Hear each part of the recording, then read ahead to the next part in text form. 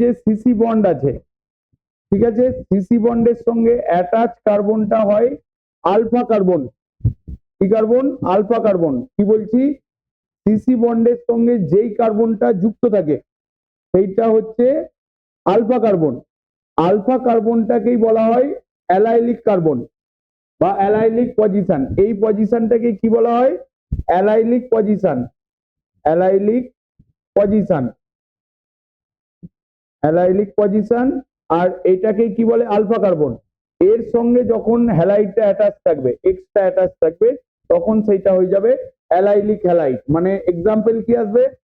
এই কার্বনটা কি sp3 hybridise, example আসবে CH3 CH2, না এরকম আসবে তোমার CH2 ডবল বন্ড CH, এই যে CH2, এইটা হয়ে যাচ্ছে অ্যালাইলিক পজিশন। এই পজিশনটাকেই আমরা বলছি অ্যালাইলিক পজিশন।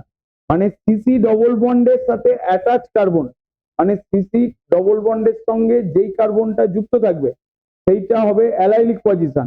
ওর সাথে অ্যাটাচ যেই হ্যালাইডটা থাকবে সেইটা হবে অ্যালাইলিক হ্যালাইড, টোটাল কম্পাউন্ডটাকে বলা হবে। আর যখন বেনজিন রিং থাকবে, বেনজিন রিং এতেও সেম কন্ডিশন, বেনজিন রিং এর সাথে অ্যাটাচ কার্বনটাকে বলা হবে বেনজাইলিক। এই পজিশনটাকে বলা হবে বেনজাইলিক। মানে কিভাবে হচ্ছে? এটাও এই পজিশনটাকে বলা হচ্ছে বেনজাইলিক পজিশন। ঠিক আছে, মানে কি দাঁড়াচ্ছে যে এইটা যদি সিসি ডবল বন্ড এরকম হচ্ছে সি, এখানে CH2Br, তারপরেরটা আমি রিংটাকে ক্লোজ করে দিলাম। তাহলে রিংটাকে ক্লোজ করে দিলে সেই ওয়ান টাইপ অফ অ্যালাইলিকই হচ্ছে। তার মানে বেনজিন রিং এর সঙ্গে যেহেতু এটা অ্যালাইলিক আর বেনজাইলিক দুটোই কি হবে? সিসি ডবল বন্ডের সাথে অ্যাটাচ কার্বন। ঠিক আছে, মানে যখন বেনজিন রিং আসবে তখন সেটা বেনজাইলিক হয়ে যাবে। যখন স্টেট চেনে থাকবে, মানে সিঙ্গেল স্টেট চেনে, মানে অ্যালিফেটিক ফরম্যাটে থাকবে, তখন সেইটা হবে অ্যালাইলিক।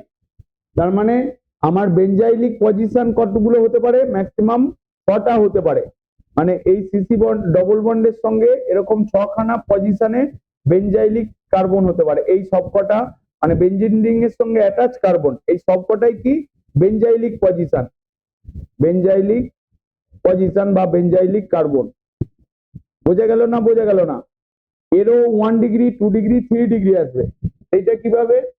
যেমন আমরা যদি এইটাকে এরকম লিখি CH2 ডবল বন্ড CH, এখানে CH2Br, ঠিক আছে, এইটা কি ছিল? এই পজিশনের রেসপেক্টে এটা 1 degree allylic halide, allylic halide. আর CH2 ডবল বন্ড CH, এখানে একটা যদি CH, এখানে যদি আর একটা CH থাকে, তখন সেইটা হয়ে যাচ্ছে 2 ডিগ্রি অ্যালাইলিক হ্যালাইড। আবার CH2 ডবল বন্ড CH, এখানে C, এখানে CH3, এখানে CH3, এখানে যদি বিআর থাকে তখন সেইটা হয়ে যাচ্ছে 3 ডিগ্রি অ্যালাইড। মানে এরও আমরা 1 ডিগ্রি, 2 ডিগ্রি, 3 ডিগ্রি পাবো অ্যালাইলিকের। আবার বেনজাইলিকের ক্ষেত্রেও এরকম সেম CH2, এখানে CH2Br, এইটা হচ্ছে 1 ডিগ্রি বেনজাইলিক। আবার যদি এইটার সঙ্গে এখানে CH, এখানে CH3, এখানে যদি Br থাকে তখন সেটা 2 ডিগ্রি বেনজাইলিক।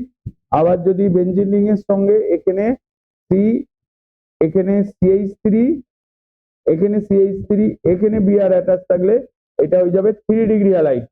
বোঝা গেল না? বোঝা গেল না? মানে অ্যালাইলিক পজিশন কি? সিসি ডবল বন্ডের সাথে কার্বনটাকে বলা হচ্ছে অ্যালাইলিক পজিশন, ওর সাথে অ্যাটাচ হ্যালাইডটাকে বলা হচ্ছে অ্যালাইলিক হ্যালাইড।